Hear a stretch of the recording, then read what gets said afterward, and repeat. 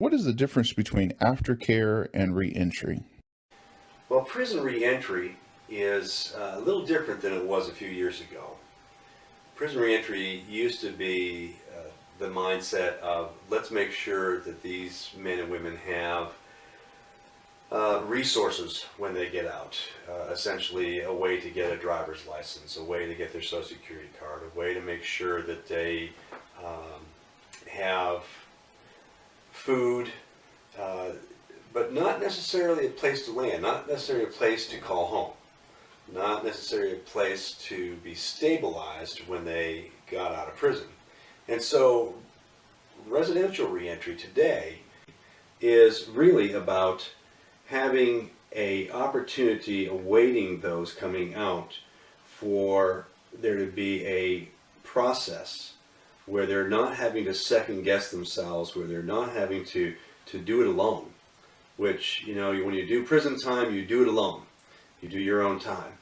And coming back into the community, there's our first clue, community. Community means coming together. It means communing. It means connecting and communicating. And so what residential reentry does is it really provides that bridge and that structure and those really boundaries.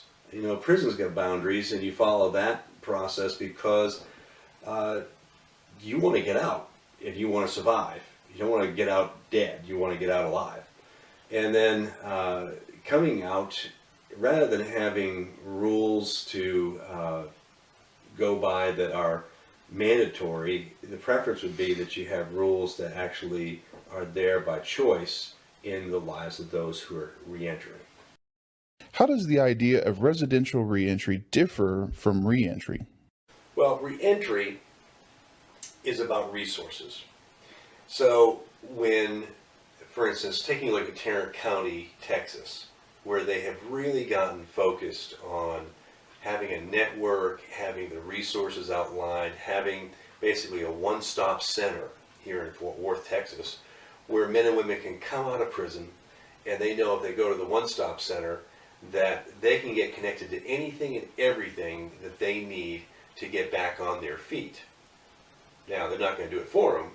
They still have to, they're going to get the list. They're going to be told, who to talk to. They're going to be told where they can go, what times, what days. That's reentry as a resource. Now, residential reentry is different because residential reentry is a foundation that offers a residence. So it really puts a roof over an individual's head, but it also provides community. And that piece of the equation is really important because even while you're incarcerated, you do seek to find some group of people where you feel accepted, you feel comfortable, you feel safe as you can in prison. And so coming back into the community after being out of circulation for anywhere from, heck, it could be 6 months to, 36 years. And, everything can be new. Everything can be different. The rules have changed. There are people come out of prison today who don't even know what a cell phone is. They don't know what it's like to go to a Walmart Supercenter. You may as well shoot them to the moon. They would be more comfortable. At least they know what the moon is. So having community around through a residential program, you have people to guide and direct and to really protect the people from themselves and what they don't know. And that makes a big difference. When you describe New Name Ministry as a community-safe residential reentry, what are you doing differently from typical prison reentry? New Name takes the approach of community-safe residential reentry as being more than just a bed-filling facility. We are program-oriented. We are Christ-centered, first of all, which we feel makes a significant difference. And yet, even if someone were to say, well, we don't want to be so much that, what could we do? I'll tell you what, if you're willing to use the biblical principles, the principles of God don't fail. They are without question irrefutable. And so even if you took just the principles of God's Word, of the Bible, and utilize those in men's lives, accountability, stewardship, honor, love, self-sacrifice, servant leadership, All of those things are part of what we do as community safe residential reentry. It's not just signing in and signing out. It's not just going to classes and doing Bible study. In fact, they get lots of Bible study while they're incarcerated. I've had guys that come out and they've got a stack of papers that tell me how much they know. Doesn't mean they understand it. Doesn't mean that they can apply it. And that, I think, is a big part of the difference with what New Name provides, is that we look at recognizing these men have been making the effort on the inside. We're here to help them make the effort on the outside. Make those connections between what they've learned and how to use it in real life. Because prison, I basically use the illustration, you've got a 7-foot ceiling in there. You know, your faith can only go so far. The challenges are pretty well predictable. Out here, oh my goodness, you know, the top's off the lid, the walls aren't there, you don't have guards watching you.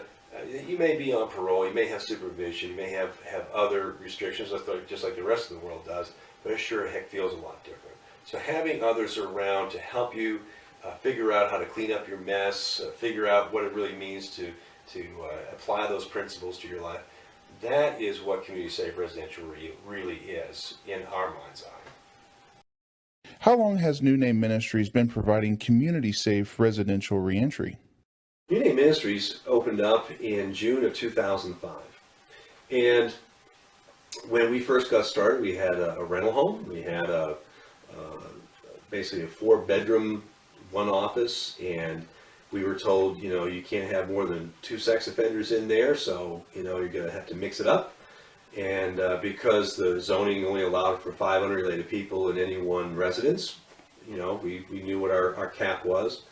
And next thing we know, it blew up on us, and we had 6 people in the house, and waiting for the doors to get kicked down. And, you know, there's a lot of that goes on out there. But we started in that place of having our heart right, but not really having experience and not really having even a place where you get knowledge. You could get lots of nuts and bolts. You had people who could tell you what not to do, but not really what we were called to do. What is the typical lifespan of a residential reentry facility? You know, a lot of folks get involved in reentry with compassion for those who have made poor choices. They see that there's people out there that are serving a life sentence on a revolving charge, and they think that if they were able to just, you know, help them find a job and have a place to live, that they would do fine. I've had people in the past who had resources and had years of going into the prisons and working through different groups that are, I won't name them, but I will just say that if I did name them, you would recognize the name and you'd know what that experience is like. I can tell you, very spiritual, very productive in-prison process that men are touched by. And so are those who are involved. And they said, you know, well, I've got, you know, the resources, I can go ahead and they opened up 7 homes all at once. And my goodness, against our advice, they went ahead. They tried to use people who didn't have enough time under their belts coming out of prison to manage their facilities. They tried to open too much too soon before they really figured out who they were and who they could help and what it was really all about. You know, you really don't know what something's about until you experience it. And I would tell you that, you know, the majority of reentry facilities that are unaided and lacking support typically are out of the picture within 2 to 3 years. And it's, if you don't have, you know, those of us who are doing this for the communities, we need to be equipped. We need to have support. We need to have cheerleaders. We need to have prayer partners. And we need to have financial donors. And we need to have an understanding of how to do this in such a way that we are modeling for those who are working with how they should be working with us. And, you know, water seeks its own level. And if we as the leaders have some holes in our bucket, then you can be sure we're going to run out of resources pretty quick. And so it's really good to take the time to find out everything that you need to know, and then find out what your piece of the equation is. Not everybody's called to do reentry just because they have a home or because they have somebody that they love who's coming out of prison and they know that they've got friends that need help as well. You may have a part of the puzzle. Doesn't mean that you have all the pieces to it. But be careful. Take the time and surround yourself with good people and make sure that you have everything you need before you get started. What population of offender have you focused on? Well, New Name has found itself drawn to the place of focusing on sex offender-only residential reentry. And honestly, at the first I thought I really didn't want to buy into the isolation and the being sex offender only reentry, because I felt that was putting a label or reinforcing the label that has been put on these men. And so, but God had different ideas apparently, and we found ourselves with 3 sex offenders in the first month, and then next thing I know, I've got 5 in the house. And it was interesting. The ones that came to the ministry that were not sex offenders, they were fearful of being identified, saying, "I don't want people to think I'm one of you or one of them." And so it's like, okay, so this is the dynamic is maybe it is better for all of these who have that history and that commonality to live together. It takes those walls down. It brings into focus what it is that they need to be focusing on.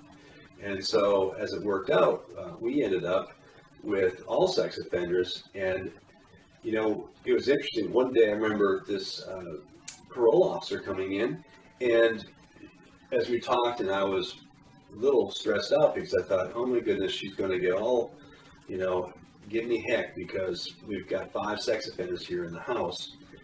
And as we were talking about it, she says, "You know what?" She goes, "I like this. This makes it a lot easier for us because we just have one house to come to for 5 residents. We know where they all are. We know that you're going to call us if anything goes wrong." And SCRAM knows where, that's the Sex Crimes Registration, Apprehension, and Monitoring organization in Fort Worth, the registration agents. They know where to find them.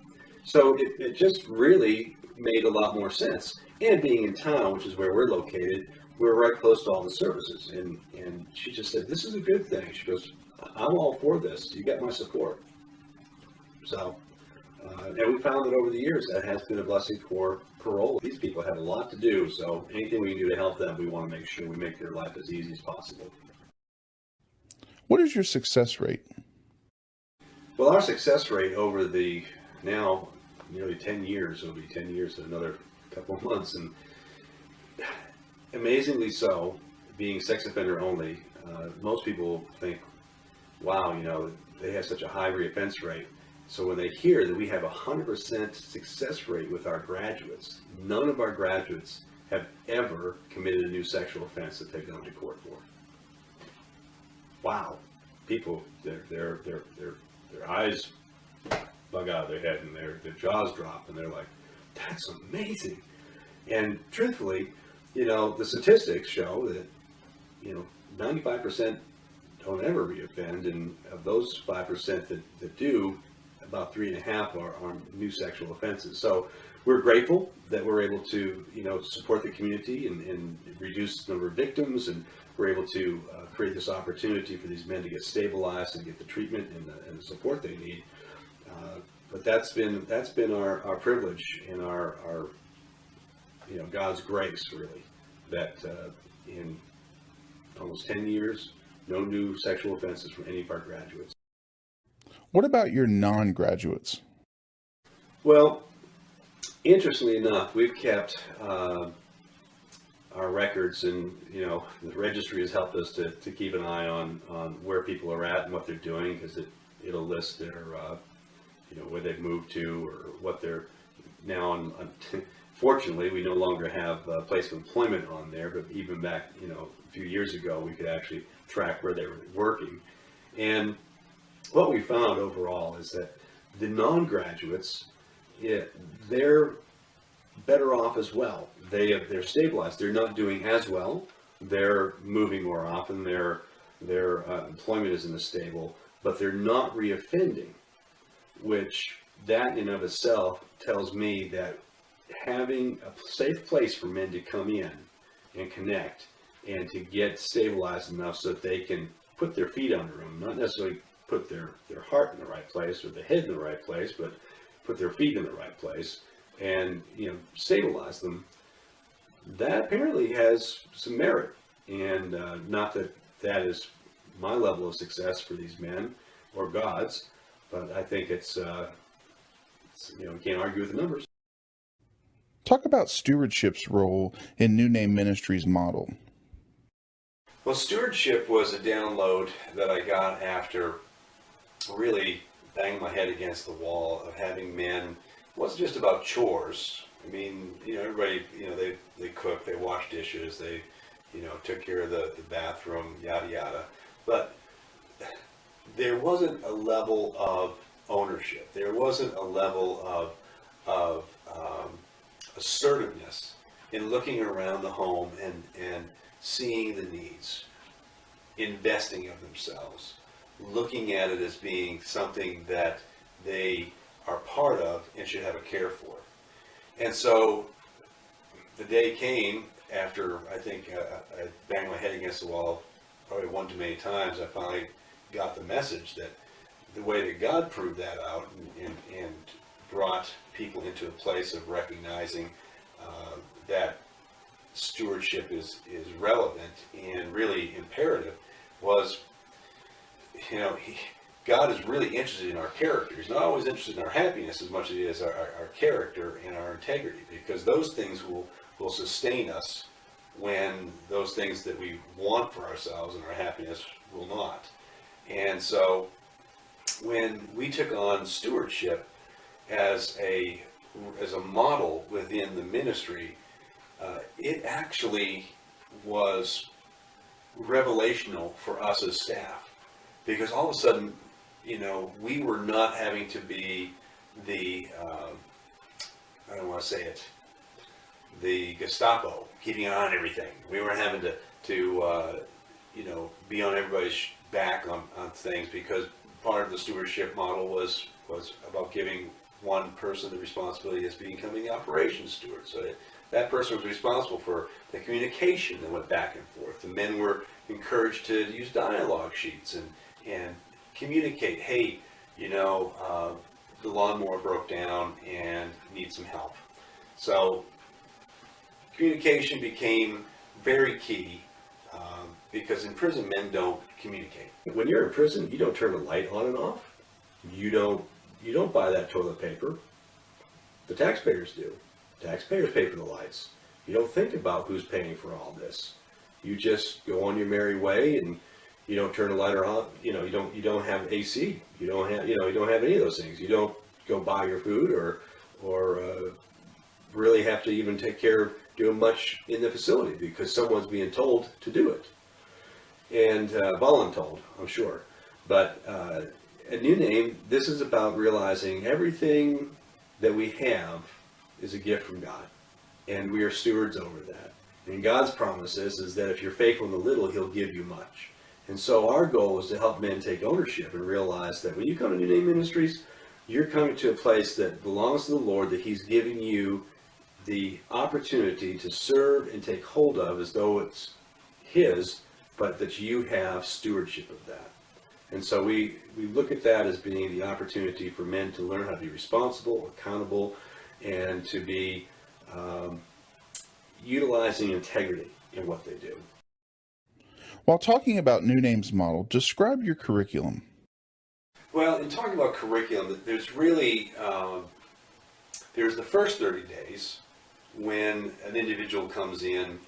We are not interested in that person running around getting a job. What we're interested in is that person getting their head screwed on straight and their heart aligned with the truth of God. And so it's not time for Bible study. It's time for some review of DVDs and lessons that we've prepared that we feel are going to bring the men into the core of our yearly curriculum, which is about honor.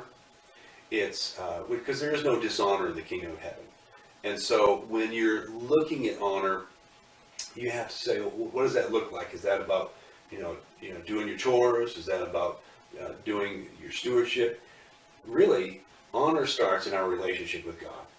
Honor starts in our relationship identity with ourselves. And so a good part of our curriculum is focused on our identity in Christ. It's focused on getting men out of prison culture and into kingdom culture, building that bridge, because every perversion is just the wrong version of the right thing. And so when you bring them out of prison culture, you have to realize that what you're looking at is really just the perverted part of that person's true nature, and you just get that opportunity to flip the script.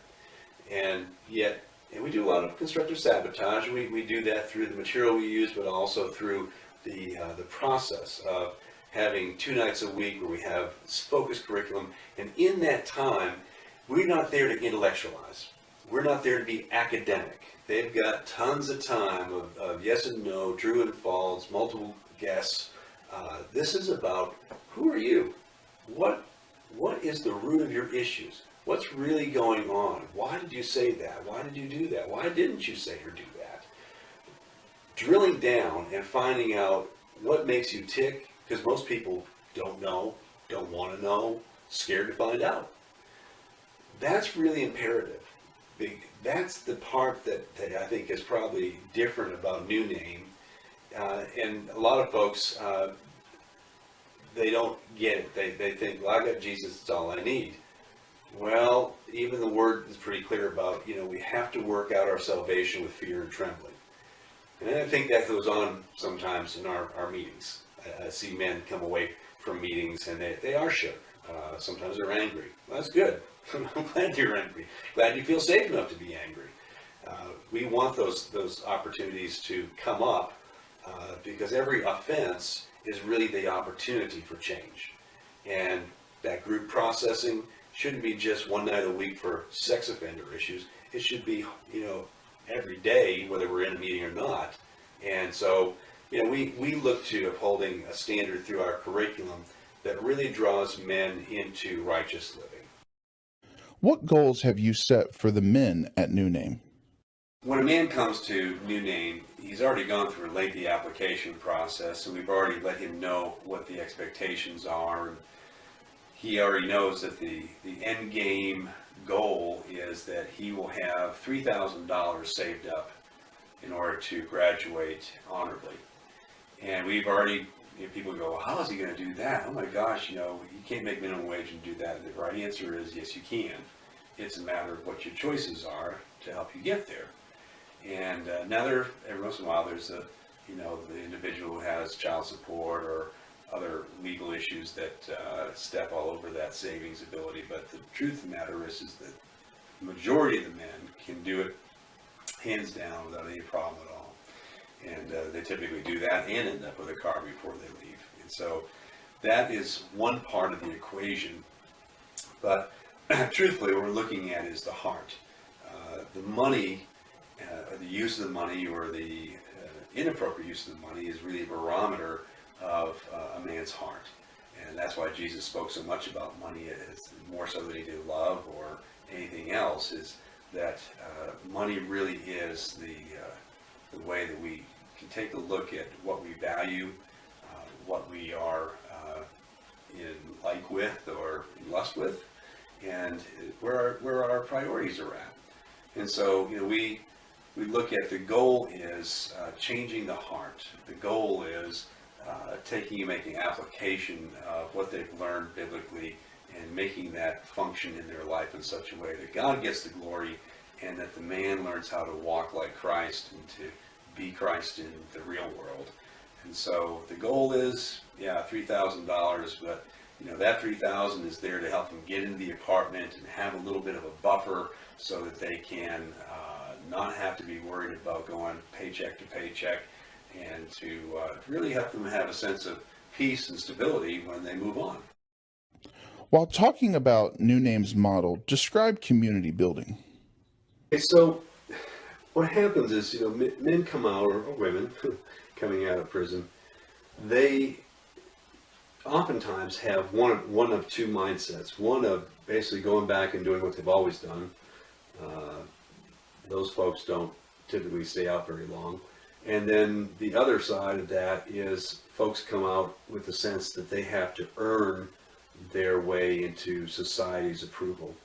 And what happens is that the rejection that they get, even if it's just perceived rejection and not real, that inability to cross that bridge is just, a setup for failure.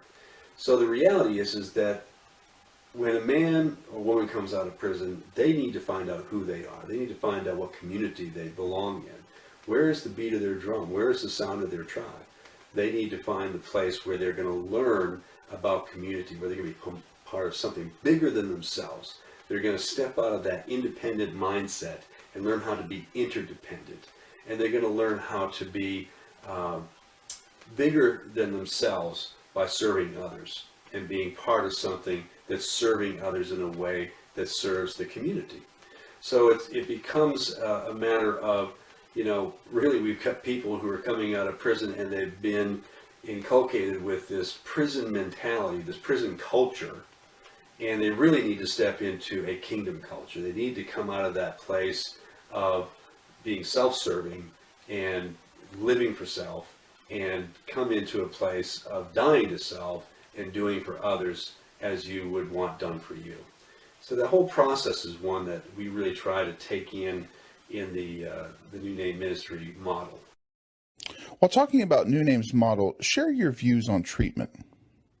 Treatment at New Name Ministries is one of our core values. It's not the treatment in and of itself, but it's what treatment provides. It equips people to change from the inside out. It helps them see what they didn't have or what they did have that was part of the problem. Everything starts with a thought. And so treatment really focuses on thinking errors, cognitive behavioral distortions, or cognitive thinking errors, or just cognitive distortional beliefs. All of that comes down to this. What we think is what we get, and will take us where we went. And so if you don't know how you got there, if you don't know how to stay away from there, if you don't find a new way to live and think, because that's where it all starts. We live in our heads and we act out in our bodies. So if we don't find out how we got where we went, we're going to end up where we were. And that isn't a pretty picture, because typically it doesn't get better. The next round is even worse. So the treatment process is one that really also, because it's done in group, we actually have an independent treatment provider who comes into the home. He is paid by the men directly. He's a state approved, parole approved treatment provider who focuses on relapse prevention as part of the model, along with cognitive distortional behavior issues. So the group process within the home actually creates somewhat of a therapeutic style community. And what this does is, if you stop to think about it, if you work with somebody, you live with somebody, you see their in and out everyday issues. You see it when they're cooking breakfast, you see it when they're late to their meeting, you see it in the phone calls they're having with their family, and it helps you pick up on the finer details of what's really going on in that person's life.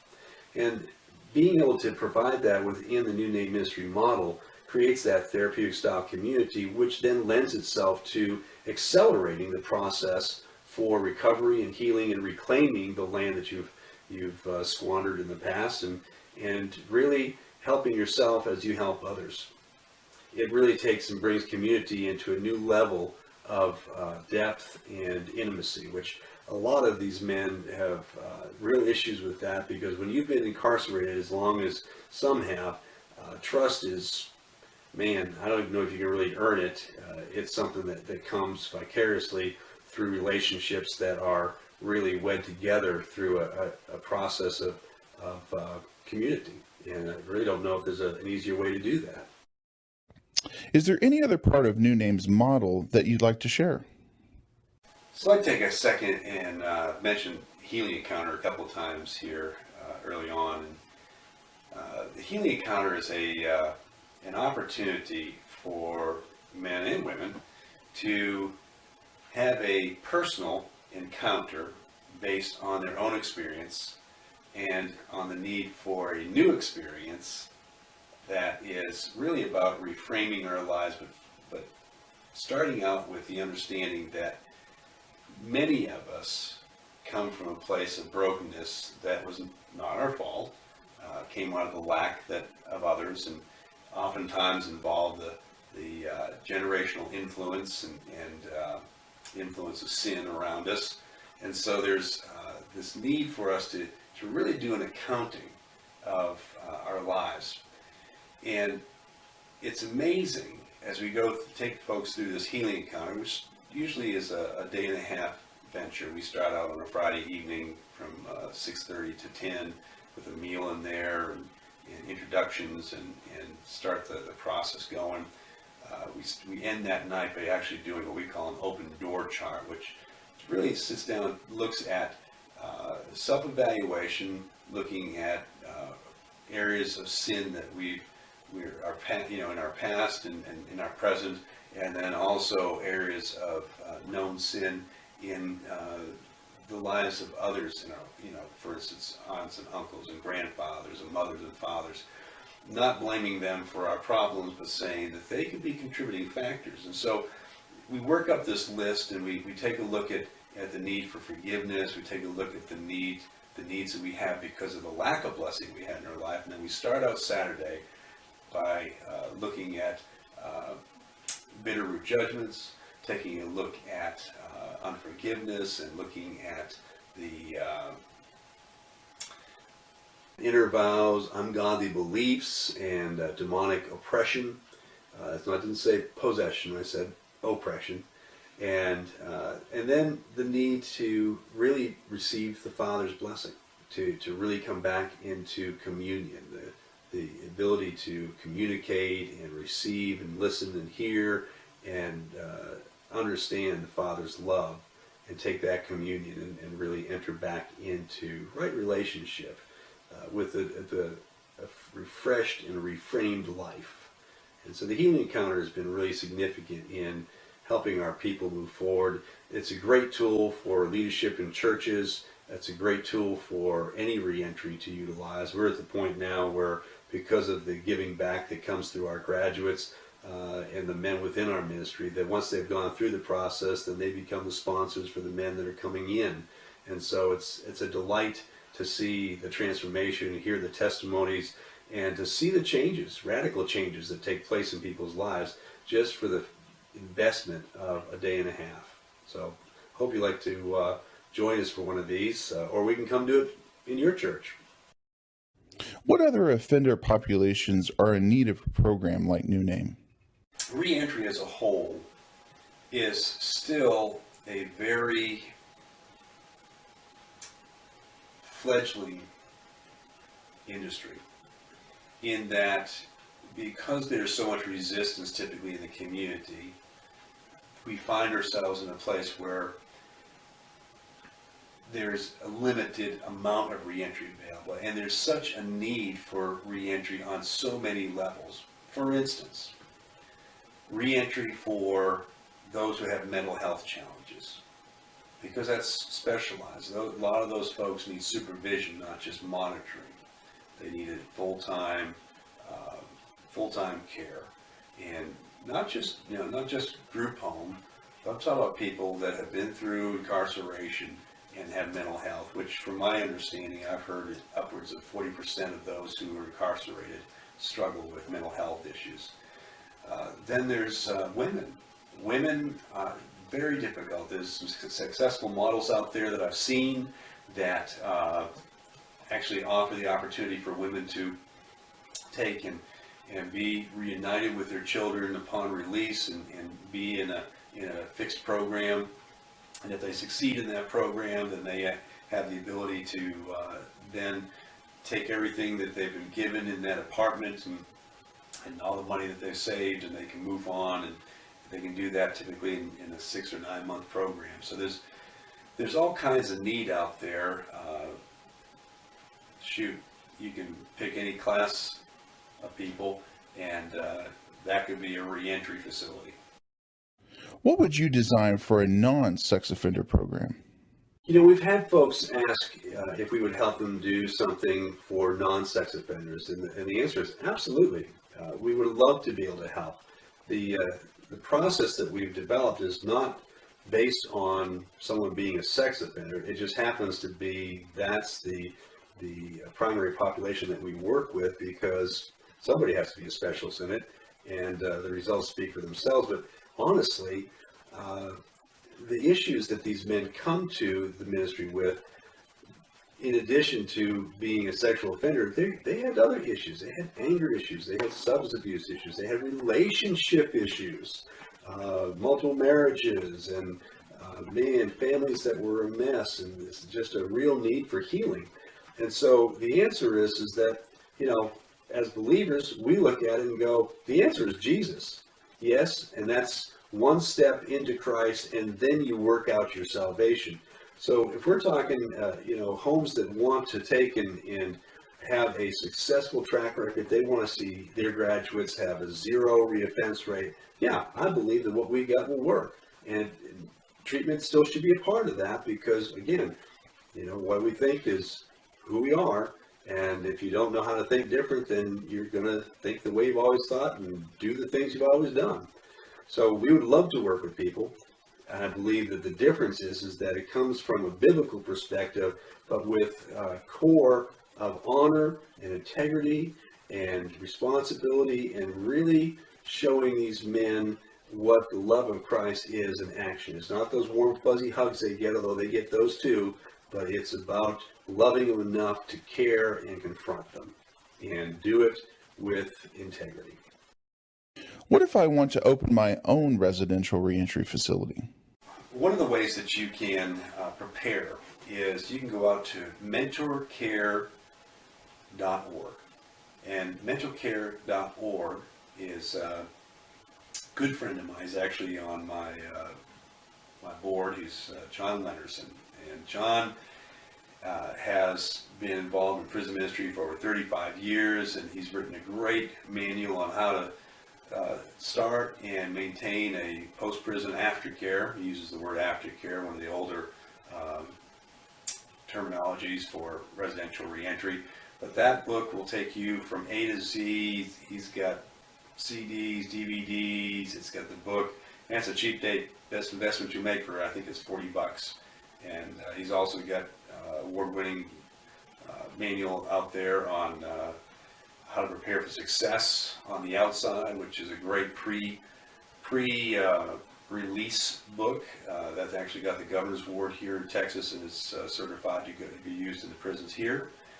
But Jon would be a great asset. He's in a position now that he can actually help people at no charge to come beside them and help them with everything from discovering their true purpose and developing a board and developing funding, creating the plan, and really knowing where you're going with all this, so that you are there next year, the year after, and after you're gone, that your vision continues.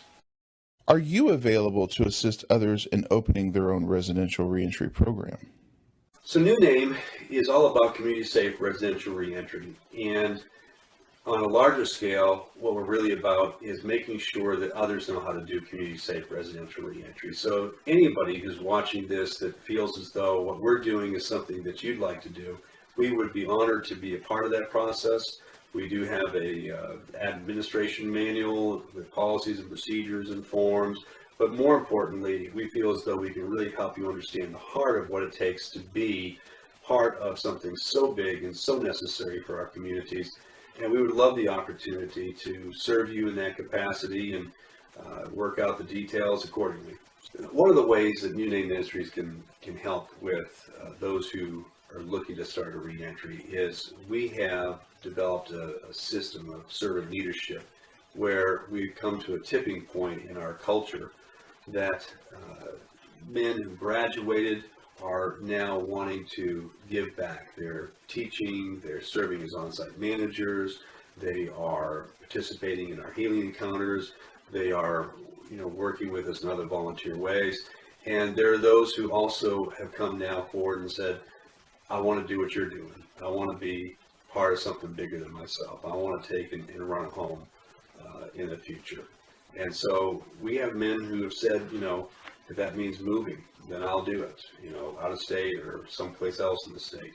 And so that's where our mind is at anyhow, because what we have is the DNA of heaven. Bringing that kingdom of heaven to earth is what we're instructed to do, and we believe that the men that we've trained up can bring that same DNA that's been successful here in Fort Worth, at our residences in Fort Worth, and bring it to your town, bring it to your community, and offer a community-safe residential reentry in a way that is through experienced eyes, with understanding and wisdom that has come from the staff that's been seasoned and understands the process in a way that is bigger than policies and procedures, because we're not here to protect rules. The rules are here to protect relationship.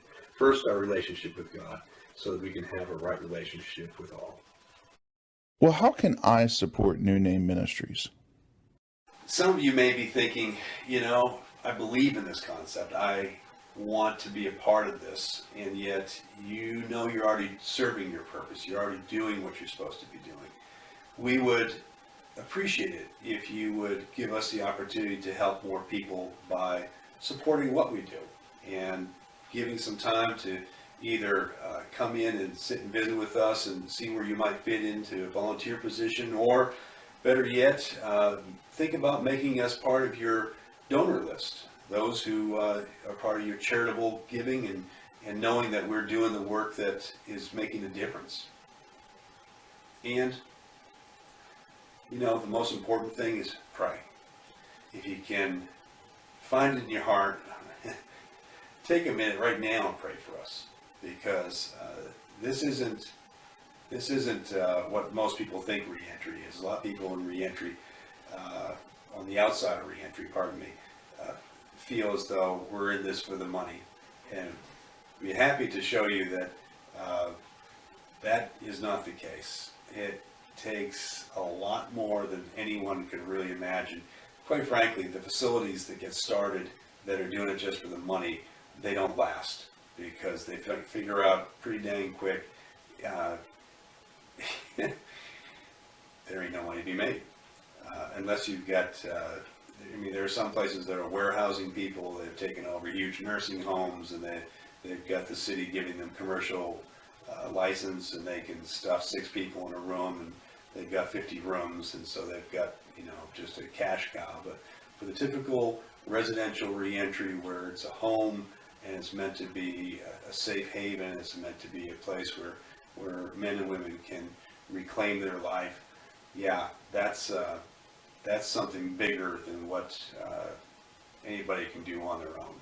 And so if you want to join us, if you want to support what we're doing for residential reentry, it'll help us to support others doing it and who want to do it. Thank you. God bless you. Thank you for your prayers, and look forward to meeting you. Feel free to come to any of our food fellowships that we have every month. Look on our website, you'll find the details. Thanks again. God bless. Well, thank you for joining us today. Be sure and visit us at www.newnameministries.org or email us at staff.nnm@gmail.com. Thanks again, and God bless.